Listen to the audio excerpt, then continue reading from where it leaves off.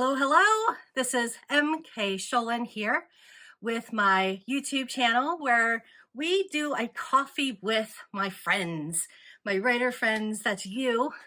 So we are doing a new episode. This is my second episode. I'm so excited. Kind of breaking out of the first and only episode, which is right before this one. So if you haven't seen it yet, do check it out. Check out my channel, which is M.K. Sholund Author on YouTube. And you can also check out my website, which is www.mksholund.com.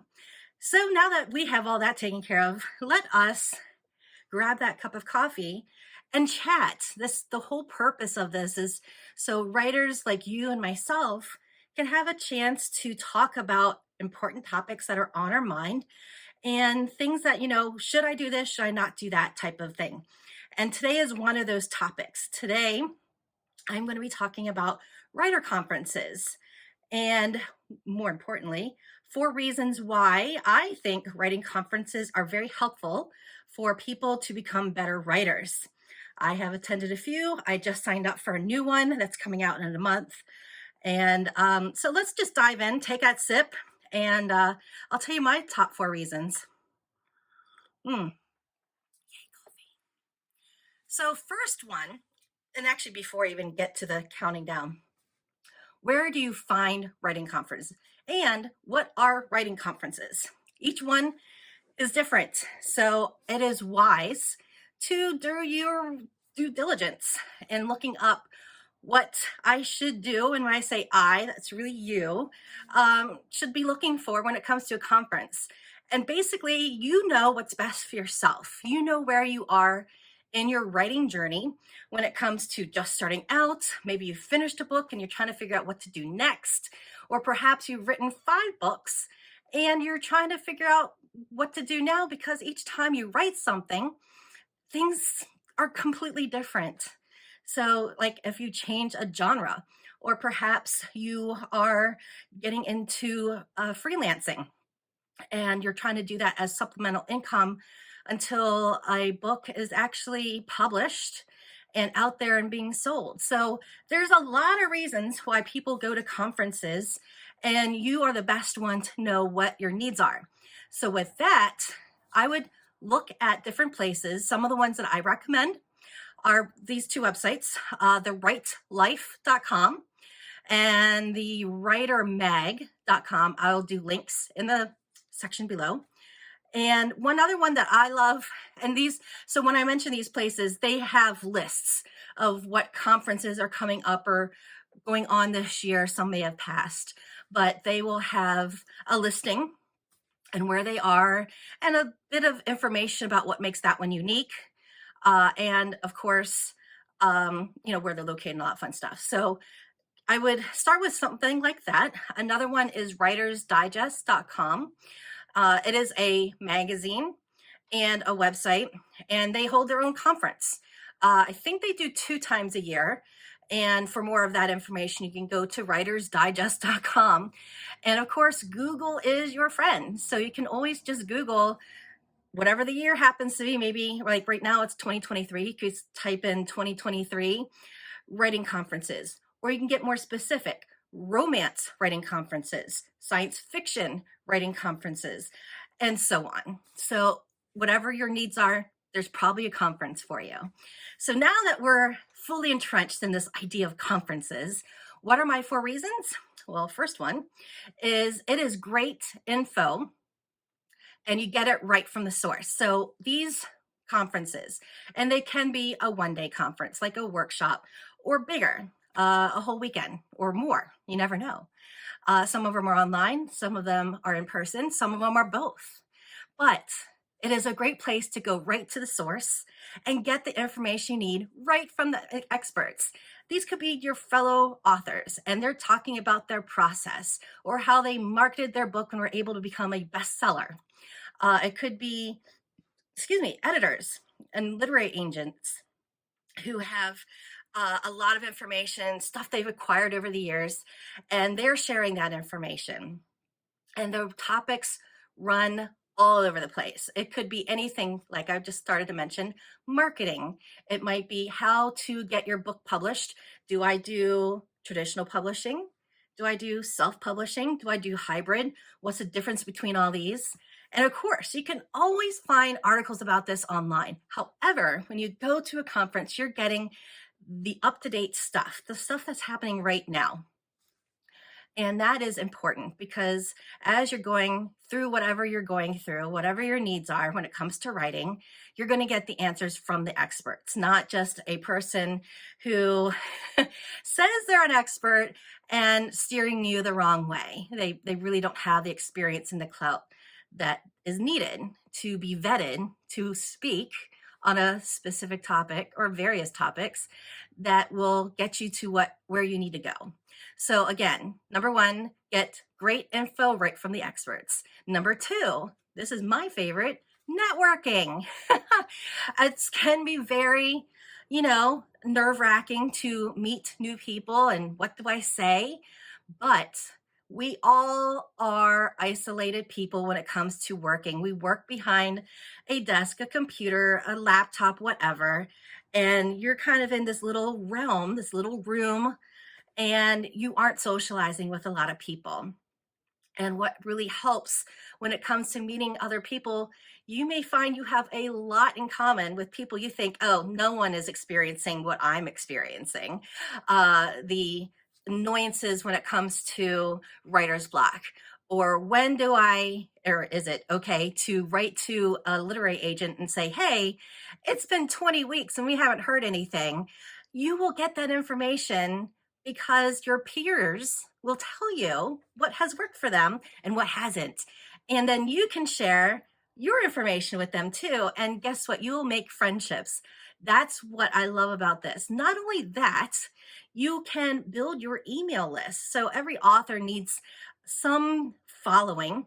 So when it's time to publish, say, a short story online, an ebook, or a full on novel, you need to have that customer base to start saying, hey, I finally got it. Here's where you go to read it or buy it. So when you're at writers conferences, you will find people that work in the same genre that you do, and you can network with them afterwards, get their business cards, or go on each other's website or Facebook page and becomes friends there. And that will build up your following. So that is very good. Now, it doesn't necessarily mean get everybody's business card and start spamming them and say, hey, I was at the same conference with you. I sat next to you. You want to buy my book? No, it's all about relationships. So that's for another topic when it comes to marketing and networking and relationships.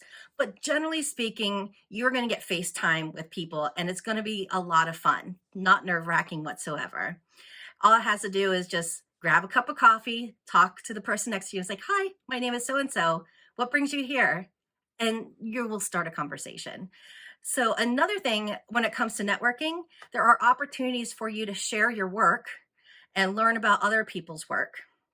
Sometimes people actually bring their manuscripts or a couple pages or can email you a first couple of pages to talk about what it is that they're going on or working on.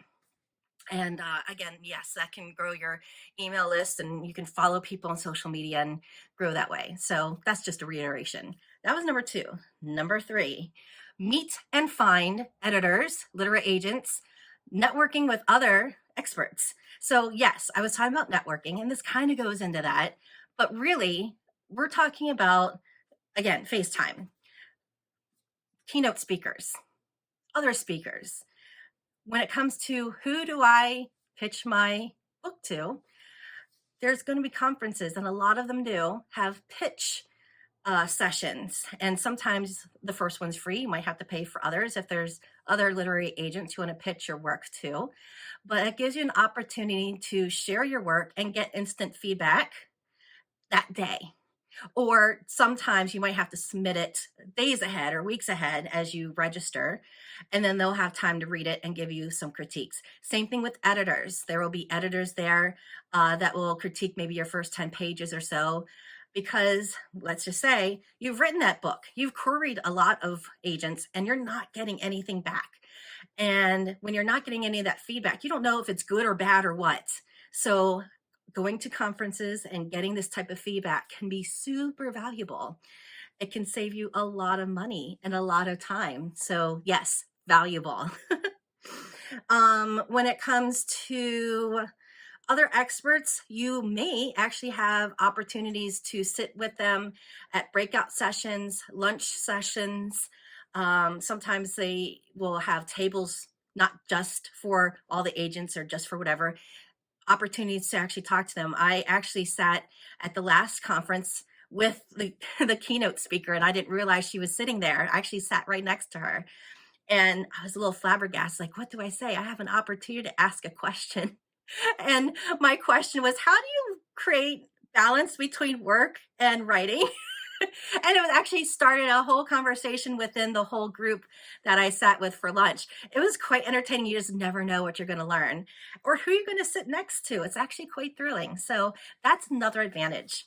So that was number three. Number four is you actually get a pulse of what's currently going on in the industry. And there's been a lot going on lately. So this is 2023, and we are not done with COVID, but we are definitely over the hump where conferences were mostly online, if that.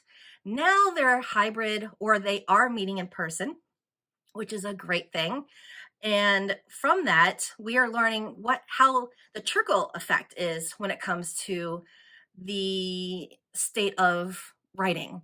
A lot of issues lately have been about how quickly agents are getting back to people and why that is, because it's been delayed more and more and more. Like the average now is 12 weeks, if that, which a lot of people are like, why should I even go traditionally publish if it could very well be a year before someone reads my stuff? So there's things that you need to know, and not just assume like, oh, I pitched an agent or I queried an agent, and forgive me if this is my go-to example, but the point is, if you do have are going through these processes, it gives you an idea of what really you can expect now versus what was going on before the pandemic, or with the whole recent trying to acquire Simon Schuster with Random House, Random House.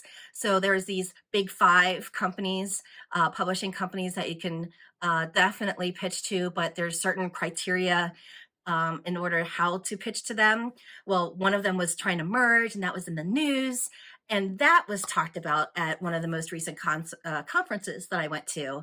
And they actually break it down in layman's terms. So people who aren't understanding what's going on in the industry or how that all works, they actually explain it really easily. So I'm like, oh, now I know.